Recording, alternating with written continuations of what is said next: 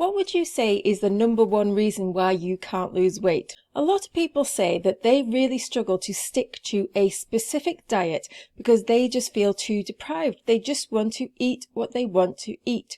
And who can blame them? We've all got individual tastes. We all just want to eat the food that we like. We don't want to be told what to eat. But what if I told you that there was a strategy where you could eat exactly what you want to eat and still lose weight? Would you be interested? And you're in luck, because there is such a concept that will help you lose weight while you eat exactly what you want. And it is called flexible dieting. And today I'm going to explain what flexible dieting is and exactly how you can use it to lose the weight that you want to lose to get down to your ideal body weight. So what is flexible dieting? Flexible dieting is the non-diet diet. It means all and any food fits as long as it fits your calorie budget. Scientifically, the only way to lose weight is to eat less calories than you burn. So in practice, this means you can eat whatever you want and still lose weight. Now, you might not believe me. Some people think that you have to eat healthy to lose weight, and it's simply not true. Here's the proof. There are lots of research studies out there that show how easy it is to lose weight when you're focusing only on calories and not on nutrition. So here's some examples. We've got the Twinkle diet. And for this Twinkle diet, a Kansas State University professor lost 27 pounds in 10 weeks eating cakes, crisps, and protein shakes, but he kept his calories low. And you might be thinking, well, that doesn't sound very healthy. His health probably declined in the process. But strangely enough, his LDL, which is his bad cholesterol, improved slightly because he lost the weight. So being of a healthy weight is actually more beneficial for your health despite eating junk food. Then we've got the McDonald's diet.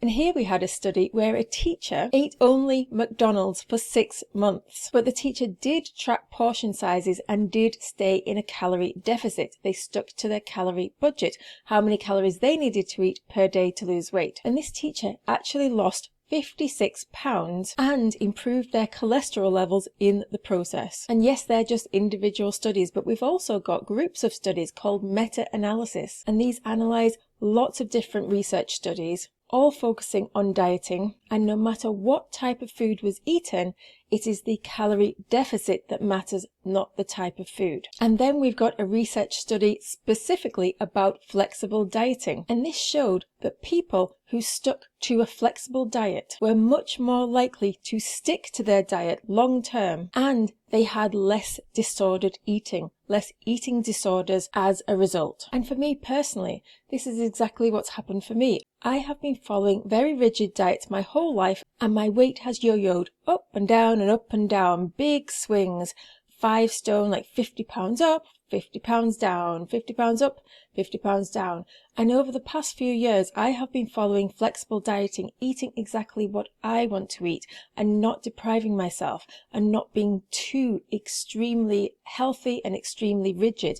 And in the process, my weight has stayed low and I've never felt better in terms of my health. I've got more energy than I did when I was 20. And yes, I am still healthy. I do still focus on healthy eating, but I still have treats as well. And this is the key. I am not suggesting that you start eating 100% junk food. I'm suggesting that you don't deprive yourself. If you really want something, build it into your calorie budget. Another word for flexible dieting is the term if it fits your macros, IIFYM. And this means that some people not only have a calorie budget that they like to stick to, but they also have macros that they are trying to stick to. Macros are either protein, carbs, or nutrients. Some people are on a high protein diet, some people are on a low carb diet, some people are on a low fat diet, some people are on a high fat diet, and they all have macro targets to do with those 3 macros that they like to stick to. I personally only have 1 macro target, and that is protein.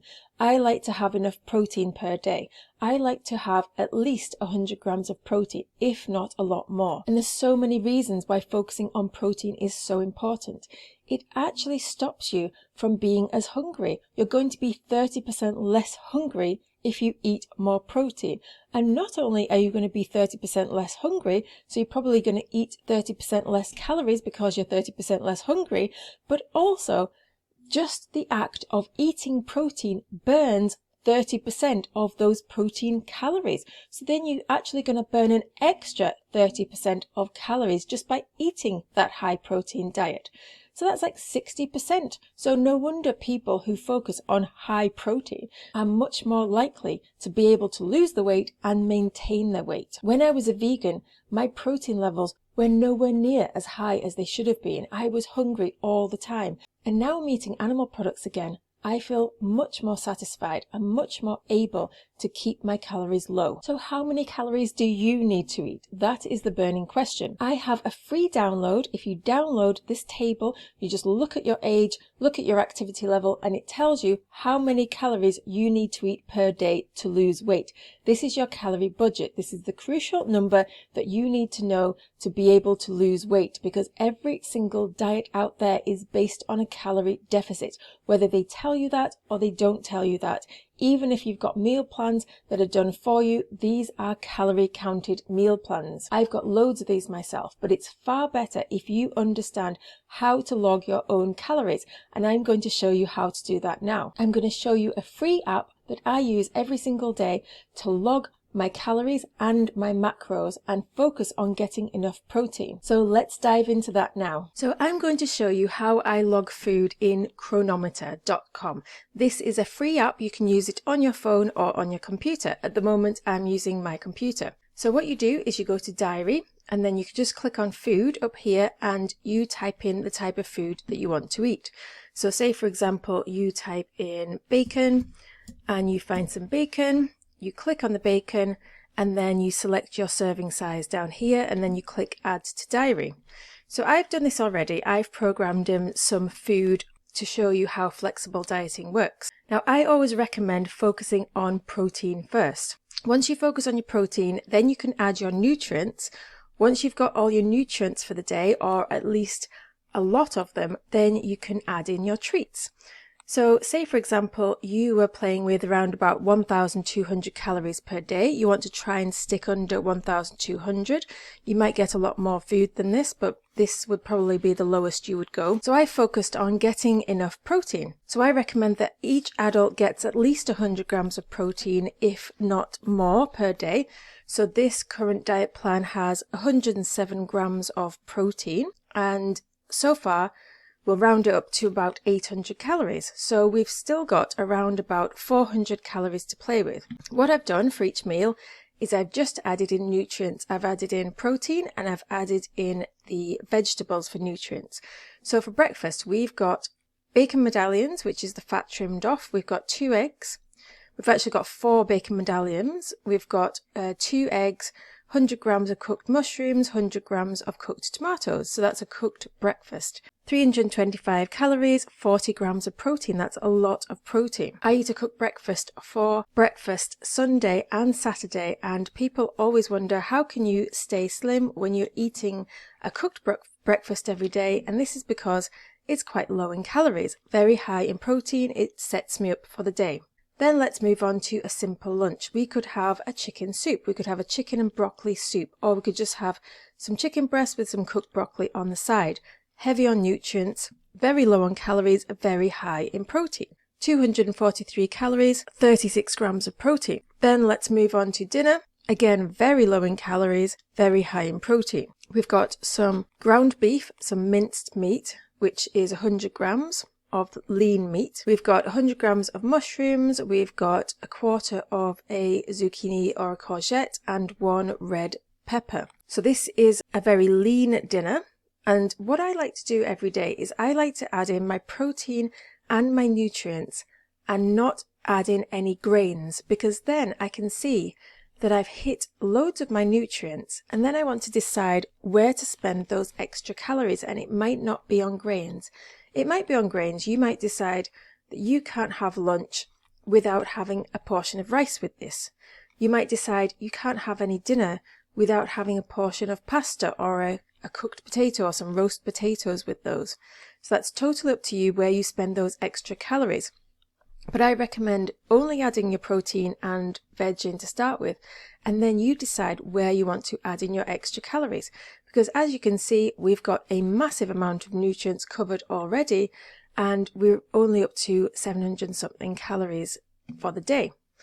And if you were eating a lot more calories, you'd have a lot more nutrients to play with. So I might decide, no, I'm not going to have the grains with my dinner, and this is what I do every single day because I don't really enjoy them as much as I would enjoy a special treat later on. So I'm going to add in a little treat, maybe a bowl of cereal, maybe I will have a healthy treat like some Greek yogurt, and maybe I'll have some fruit with that. So I'm typing in Greek yogurt, I want the non-fat variety, and I'm going to have 200 grams of Greek yogurt, and that's down there. And I'm going to have this with some fruit. I'm going to have some strawberries, so I'm going to have, say, 100 grams of strawberries, and that has now taken us up to 947 calories, and we've got even higher nutrients because that was a nice healthy snack.